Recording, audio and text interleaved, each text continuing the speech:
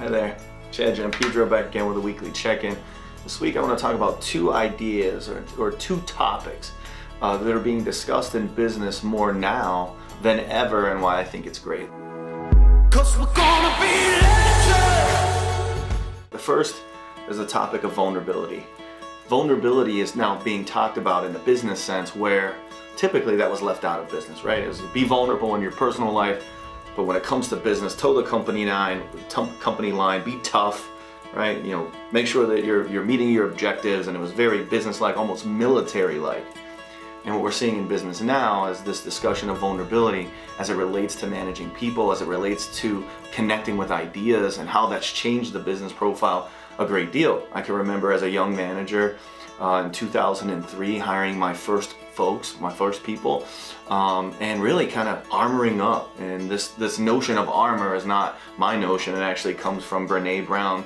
Brené Brown actually has a documentary on Netflix, and I read one of her books, two of her books actually, fantastic. And she really talks about vulnerability and in the whole individual and how it relates to your professional life. And I see that being talked about more now in management discussions than ever, and I think it's fantastic because again, it allows us to come in and be authentic. And in that authentic approach to business and life, it really balances things out and allows us to connect ideas and people in a way that was never done in business. So certainly a great thing to see in business today that vulnerability is a topic and it's actually used as a business strategy. It's not easily manufactured. Vulnerability only comes from a true place deep inside, in someone inside of their heart and what they're willing to share. And I think it's an important thing in business now because things are changing. And I'll tell you that the next notion and the next idea that I see that's talked about a great deal is mental health, right? So mental health was something, hey, deal with that outside of the office. It's not something that is really about business, but what we're finding is that for many individuals, even though we're connected more now from a technology standpoint than we've ever been, we're actually disconnected from each other. And for many folks, the largest organization that they belong to is where they work, the business of which they participate.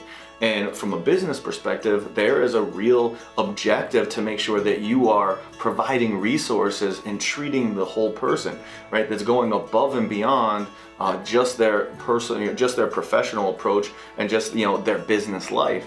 If you talk to your HR managers, I know in talking with ours, there's a big emphasis on that now and lots of resources being made available to individuals so that they can tap into resources that are provided by the business that help support them, from a personal standpoint and actually help them, from a mental health standpoint. I think these are great conversations to be having. And again, kind of going back to that young manager that I was back in 2003. You're pushing hard, you have goals, but where I was lacking is I didn't have the ability to communicate at the time the vision for my department or the vision for the company.